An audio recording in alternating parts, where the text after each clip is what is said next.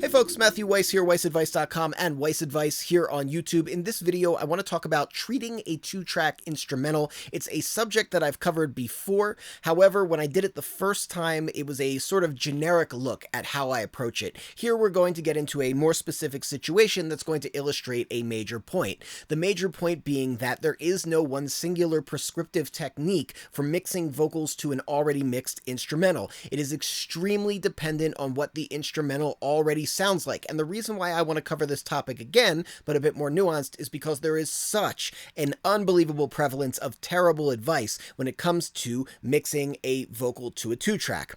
So I'll sum up the bad advice, in my opinion. I think that most people miss the mark in terms of what we're actually aiming to do. In fact, I would say most people don't even really explicitly state what our overall goal is when we're mixing a vocal to a two-track. There's just kind of this assumption that we're trying to fit the vocal in, but no real specific meaning to what that even is. So from my opinion, when we're mixing a vocal to a two-track, the overall goal that we want is to create a cohesive mix. We want something where the vocal sounds like it is part of the song, it is interacting with the instruments, and that it is somehow related in terms of its depth and levels, as opposed to what oftentimes happens, which is what I call the karaoke effect, where the two-track sits underneath the vocal kind of sits on top, and they don't really relate to each other, and it ultimately ends up sounding kind of like a karaoke recording.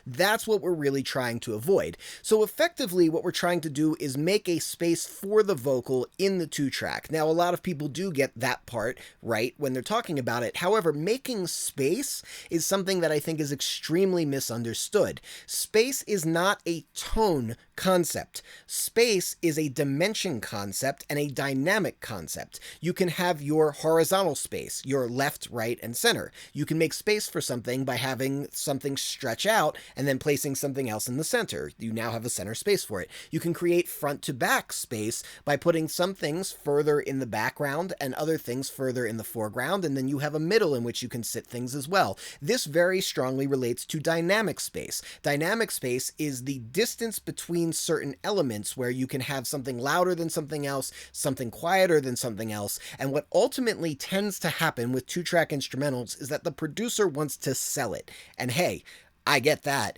And so the way that they're going to sell it is they want it to sound as loud or louder than everything else, which means they are maximizing that two-track instrumental. They're turning that beat up as high as they can get it. And sometimes that involves over-pushing into compression or limiting, and sometimes it even means just straight up clipping the record and it starts to break up. The issue here is that as that happens, compression literally means squeezing dynamic range. So those things that are quieter and those things that are louder start getting closer together, which means there's no longer any room in the middle. And that's the problem. There's no dynamic space for any other elements to fit in. So they either have to fit over or under that streamline of signal.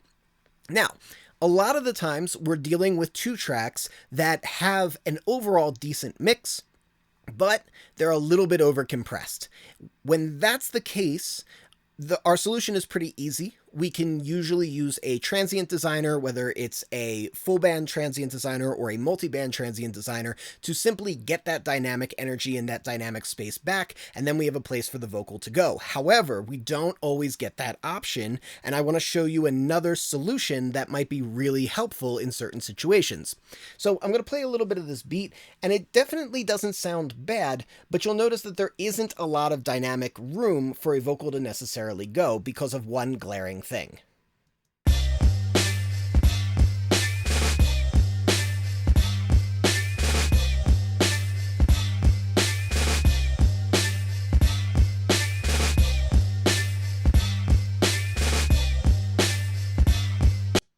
We definitely have a good dynamic when it comes to the snare. However, the kick is really underdefined. Something is happening within this print where the kick is getting undermixed or it's getting overcompressed, one or the other. And so there isn't really the range of push and physical excursion that we can fit the vocals between. The snare, I think, is decent, but the kick is really underwhelming.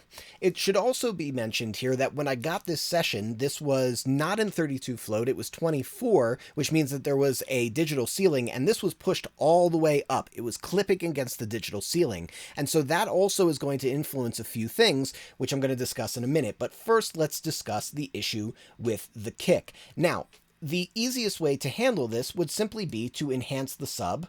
So I'm going to add a ton of sub. I feel like it needs about 11 dB, and then maybe even a little bit of extra, a little more focused sub, and maybe even experiment with some transient designing. This is very similar to the way that I covered it in the first topic. What I'm not going to do is start trying to carve around a vocal. That's not going to work. We're going to end up with something that just sounds kind of thin and weird, because that's not what this needs. So let's add in that low end and see how that feels.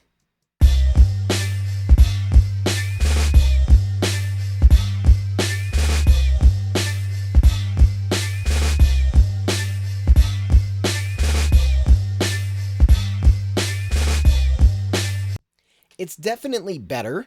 There are still a few little things that are going to be a little tricky. The first is that we have that sub bass that's just streamlining along with the record. There's not a lot of dynamic there, and it's coming up too. So we're not gaining as much dynamic as we hoped. Ultimately, we were trying to target maybe some of just the physical excursion of the kick, but we're pulling a lot of sub along with it. Still not a terrible solution, but the other issue is that the kick just doesn't sound that good anymore. Whatever happened in the 2-track printing process has kind of pancaked and reshape the kick in a way that just isn't that pleasing. And so we have a kick that's now starting to step out of the record, but it doesn't sound that great. And so finding a solution is not going to be that simple. Now, another way we could approach it is with a multiband transient designer pulling up the attack of the kick.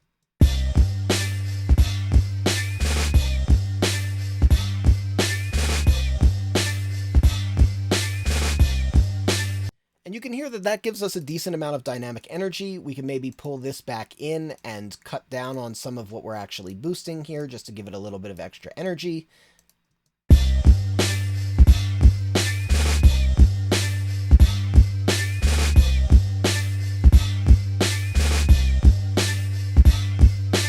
And hey, not bad. We've come up with an okay solution. All right. Cool, but can we get something that's a little bit better? I think that we can, and I think that we have to in order to get this right. First of all, because the session came in with the level already completely maxed out to 0 dBFS, that is what the artist was used to hearing. And I'm gonna be really honest with you, there was actually a good energy to that clipping and distortion. Yeah, it was a little funky sounding, and yeah, it was definitely squeezing the dynamics even more than they already are, which is not great, but I kind of liked it. And so keeping that energy might be important. This works in the opposite direction of trying to make room for the vocal, because I don't want to make compromises that make the beat sound weaker or less than, when I could kind of have my cake and eat it too, get the beat to sound really great and the vocal to sound really great. That's the solution that I'm going for. Minimizing the compromises, getting everything to sound good, not carving up the beat, not leaving the beat feeling weak.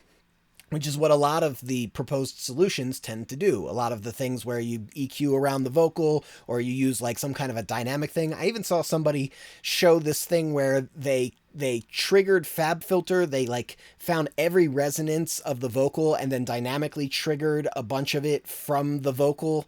It was crazy. I've actually replicated the setup just to kind of like give it a go and see what it sounds like. And it sounds like about what you would expect. So, okay. First of all, just in general, that primary frequency for the kick needs to come up a little bit. So I'm adding a little bit of bump around 2 dB. Around 110 hertz, about 2 dB is what I meant to say.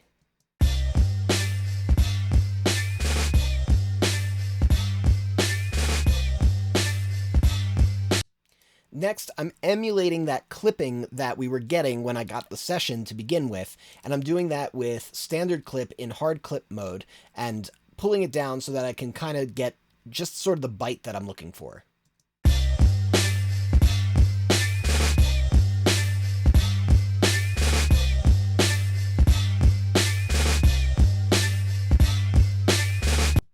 It adds a sort of aggression and energy and kind of like nastiness and grittiness to this beat that I think this beat really, really benefits from. Now, the question is, how do we get a solid kick drum when we've tried a few things where that kick drum just wasn't working? Well, we have another option. We make a duplicate of the track and we emphasize the frequencies where the kick is living.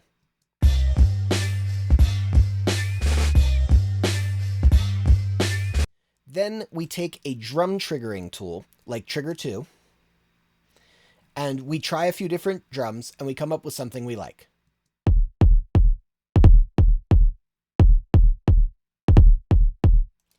Not the best example because it's over-triggering. Let's move this up a little.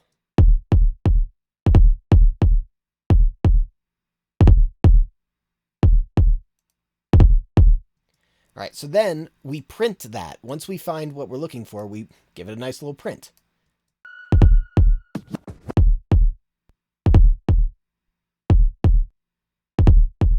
Here's what that sounds like with the beat.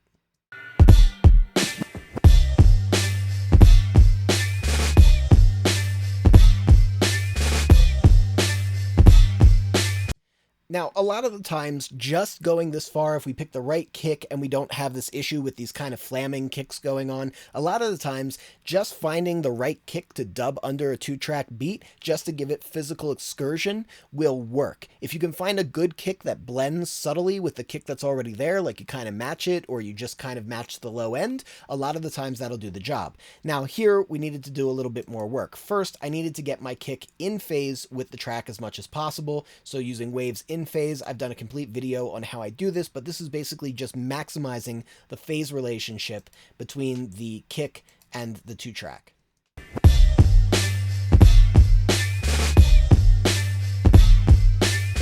And the last step is just getting what I need from this layered kick. All I need is the lows and the subs, so I'm filtering out all of the highs. That is going to reduce that flamming effect, and we get this.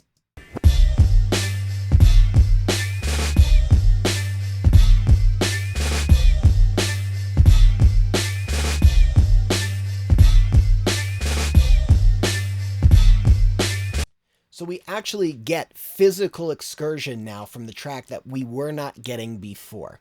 I think that this is a better solution than really trying to like force some kind of a low end in.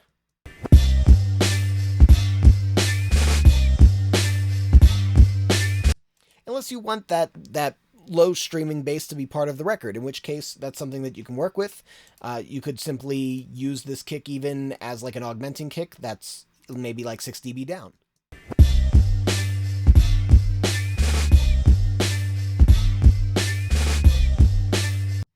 I still think that's an improvement, though, over just trying to rely on what's in the track by itself, because what's in the track by itself just isn't really what we need. If we had the separate track outs, it might be a different story, but we don't, so we can't.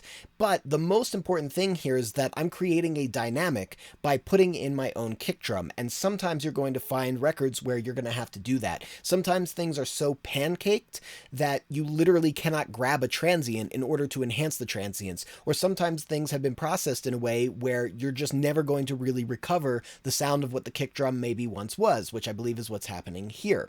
So you simply dub in your own sound. That's the solution.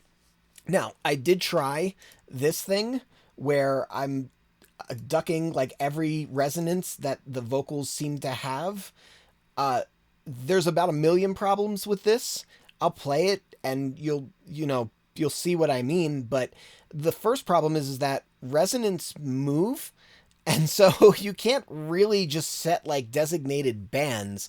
Vocals change in pitch and therefore the resonances change. So it's always changing. The other thing is we're not really looking to separate a 2-track from a vocal. We can do that with level. We're looking to make space inside of it, and this is really going to do more in terms of like separation than anything else. And then lastly, it's a pretty significant compromise to the beat. I mean,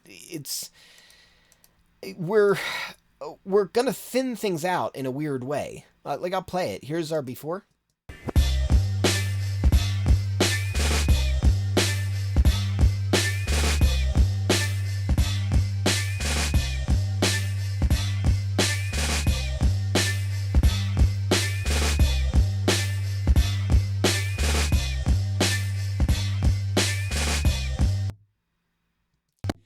it's not really helping the beat out. It's kind of just sort of thinning it out. And so we're just basically playing that game where we're making a compromise to the beat, and the beat's just going to sound a little bit weak. And if we can avoid doing that, I don't see why we would do something like this. Frankly, this is probably the last way to do it at all. It doesn't sound particularly good. It sounds a little strange, for lack of a better way of putting it, like in a broadband way. But yeah, I think a much better solution is just making the beat sound the best that it can using all of the tools at our disposal, and triggering is certainly one of them.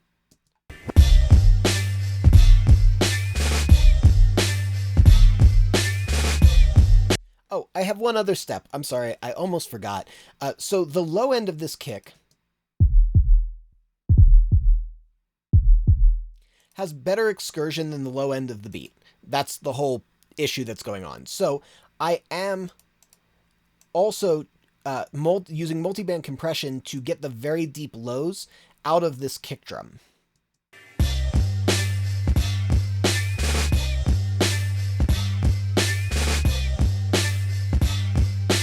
So every time the kick hits, it's almost counterintuitive, but every time the kick hits, the sub actually opens up. We reduce sub, and it's because we're getting all of our sub from this kick that we've layered in.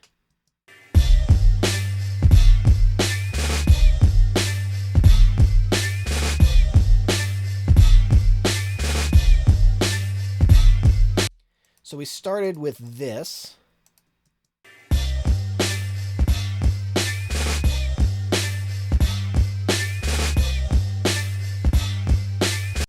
And we ended with this.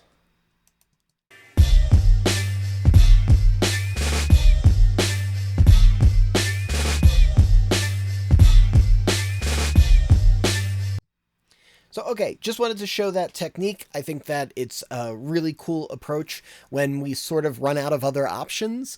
Sometimes you can't even get the trigger to work right. Sometimes you have to literally, like, play in another kick or another snare, or like program it so that it's like matching up with where the other stuff is. It can be a little tedious, but sometimes the magic, as I've said many times, is just hard, tedious work.